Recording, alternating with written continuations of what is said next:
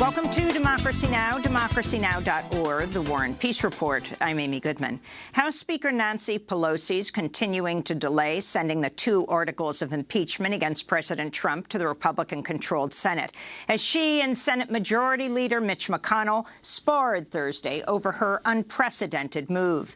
In a historic vote Wednesday, the House of Representatives impeached President Trump for abuse of power and obstruction of Congress.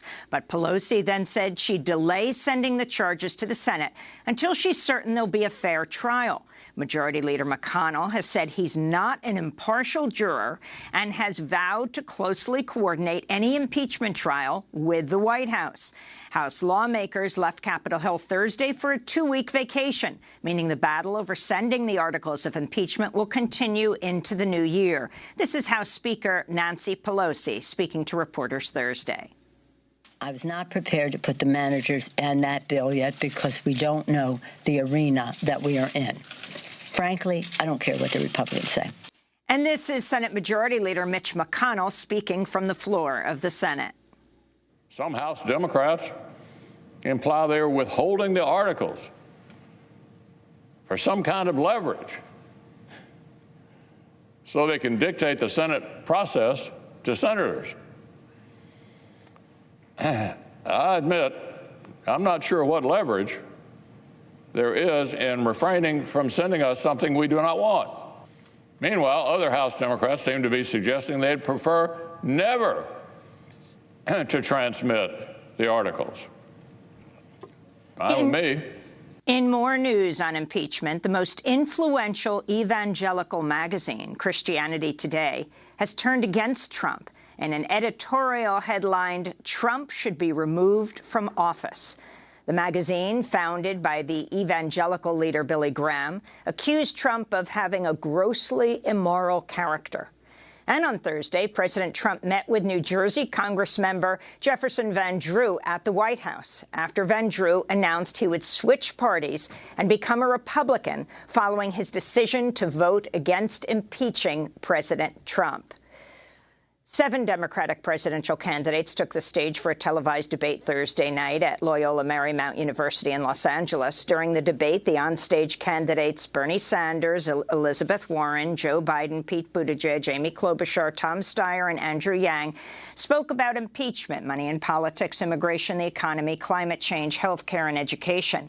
Meanwhile, offstage, 2 prominent presidential candidates of color, Cory Booker and Julian Castro, ran ads during the debate to remind voters that though they weren't included, they're still in the race. The Democratic National Committee has come under fierce criticism for its debate criteria, which excluded Booker and Castro from the debate stage Thursday night. After headlines, we'll spend the rest of the hour hosting a roundtable discussion and playing highlights of Thursday's debate. The Senate passed a $1.4 trillion spending package Thursday to avoid a government shutdown. The package includes a $738 billion defense bill, one of the most expensive military bills in U.S. history. The spending package also includes $1.4 billion for Trump's border wall and allocates $25 million for gun violence research for the first time in 20 years. The House has passed the United States-Mexico-Canada Agreement, the USMCA, the replacement for NAFTA, or the 1994 North American Free Trade Agreement. The new deal includes stronger labor and environmental provisions. American labor groups have backed the deal. This is AFL-CIO Labor Union President Richard Trumka.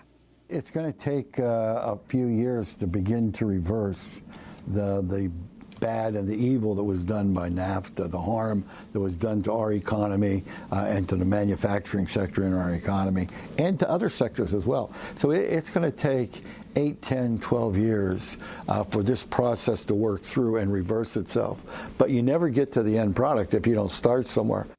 The original North American Free Trade Agreement took effect in '94, devastating the livelihood of small farmers across Mexico.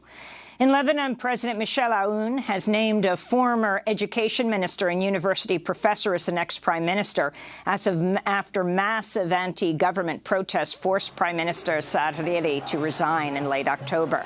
Hassan Diab is a professor at the American University of Beirut who is backed by Christian and Shiite political parties, including Hezbollah.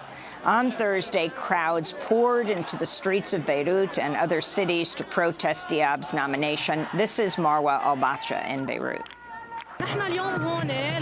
We are here today because we are not satisfied with the newly imposed prime minister that was imposed without our consent nor the consent of many in Lebanon. We went to the streets to make our voice heard.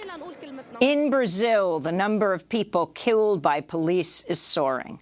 Last year, the police killed an average of 17 people every single day, according to official government data. But human rights activists say off-duty and retired police officers also regularly carry out extrajudicial killings as part of a state-sanctioned war on crime stoked by Brazilian President Jair Bolsonaro, who has said criminals should, quote, die like cockroaches. In Sudan, hundreds of thousands of people poured into the streets across the country to mark the first anniversary of the mass popular uprising that ousted longtime ruler Omar al-Bashir. The protesters demanded justice for those killed during the popular protests last year and vowed to continue the political revolution. This is Fatma Ali. Thank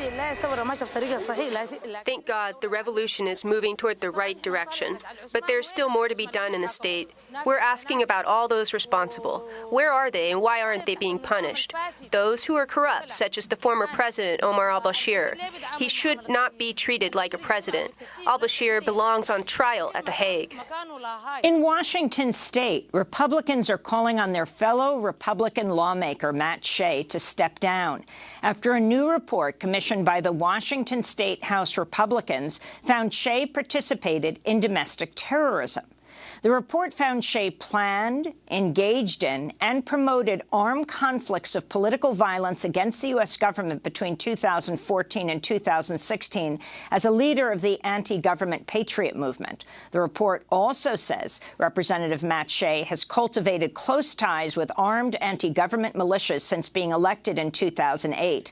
Shay is resisting calls to resign, writing on Facebook Thursday night, quote, "I will not back down. Stand strong, fellow patriots," unquote. And Amazon is facing criticism over its home security camera and smart home product called Ring after a data leak exposed the personal information of over 3,000 users. The data breach, first exposed by BuzzFeed News, includes emails, passwords, and other sensitive information that would allow hackers to access live camera footage from inside every room of people's homes. The data breach follows criticism over Ring's cooperation with more than 400 police departments, giving police the ability to use homeowners' camera footage in their investigations. In October, a group of 30 civil rights groups published a joint letter demanding lawmakers stop the police partnership, calling it a threat to civil rights and liberties, especially for Black and brown communities. And those are some of the headlines. This is Democracy Now!, democracynow.org, The War and Peace Report. I'm Amy Goodman.